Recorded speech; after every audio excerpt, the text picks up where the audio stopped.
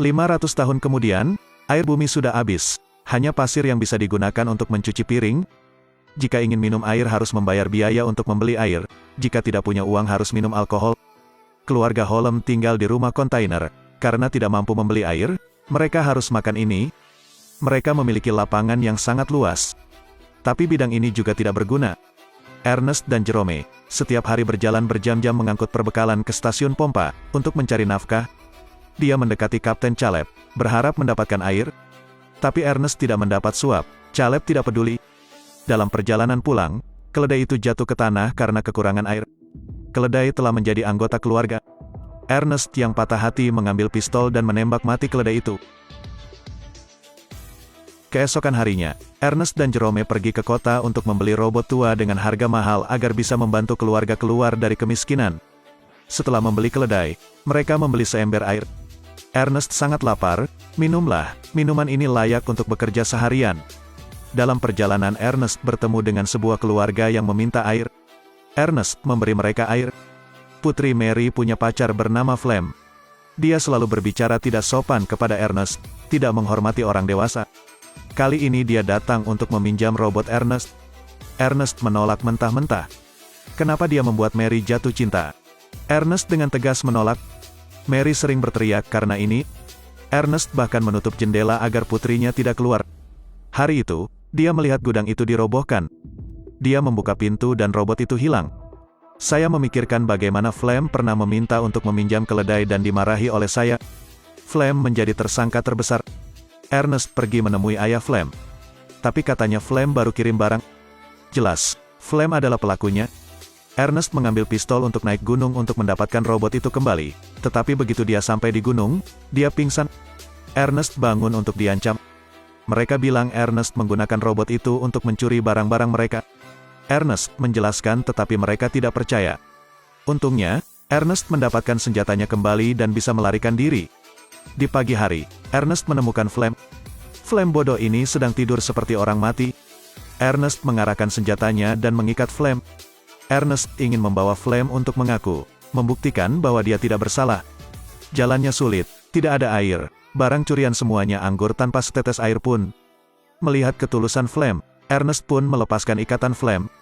Ternyata Flem ingin mengembalikan tanah tersebut, tapi dia tidak mau mengemis pada Caleb. Ketika Ernest kelelahan, Flem melempar batu dan menuangkan anggur ke mulutnya, menyebabkan Ernest tersedak air dan mati. Mary dan Jerome sangat tertekan. Flem pindah ke rumah mereka lagi. Mereka ditipu oleh Flem tanpa mengetahui kebenarannya. Flem kemudian menjangkau Caleb, mengeluarkan belati dan memaksanya untuk mengganti saluran air. Jika tidak, dia akan difitnah sebagai pembunuhnya. Ternyata mereka mengalami konflik, sehingga semua orang akan mempercayai perkataan Flem. Caleb harus setuju. Begitu saja, tanah itu ada sumber airnya. Flem mencoba bekerja setiap hari. Waktu telah berlalu, kecambah hijau telah tumbuh sebagai antisipasi. Sekarang Maria hamil. Gadis itu dan Flem mengadakan pernikahan. Tapi hari itu, Flem mabuk dan merasa menyesal. Hari itu, masalah terjadi. Bankir datang untuk mencari Flem. Karena Ernest meminjam uang dalam jumlah besar, tanah itu kini disita. Flem tentu saja tidak akan setuju. Karena untuk melunasi hutangnya, Flem yang jahat menipu teman-temannya untuk menjual anak-anak mereka. Tanpa diduga, para pedagang manusia membunuh orang untuk membunuh mulut mereka. Flem juga hampir kehilangan nyawanya. Untungnya dia berhasil kabur. Namun saat terjadi badai peluru, robot mengalami kerusakan, otomatis dikembalikan ke bengkel perawatan. Pemilik toko berdasarkan informasi, bernama Jerome. Tak disangka, ada kamera di dalamnya. Semua kejadian sebelumnya terekam. Jerome melihat momen dirinya dan ayahnya, dia tersenyum. Tapi kemudian dia melihat Flem membunuh ayahnya. Dia kaget, selama 1 tahun ini, aku tinggal bersama pembunuh ayahku. Belakangan juga terlihat bahwa Flem membunuh temannya, tetapi Jerome tidak mengatakan yang sebenarnya. Dia menyusun rencana balas dendam. Pertama berpura-pura menjadi teman yang sudah meninggal, lalu mengirim surat ke Flem untuk mengantarkan makanan. Saat Flem curiga, dia jatuh ke dalam perangkap Jerome dan kakinya patah. Pada saat ini, Jerome muncul dengan dingin. Melihat Jerome melempar batu itu, Flem mengerti. Ternyata dia tahu yang sebenarnya. Dia sekali lagi memohon Jerome untuk mengampuni dia. Tapi bagaimanapun juga, Jerome tidak tergerak. Jerome mengambil senjatanya dan mengirim Flem untuk menemui ayahnya. Kemudian dia diam-diam membawa keledai itu kembali ke rumah.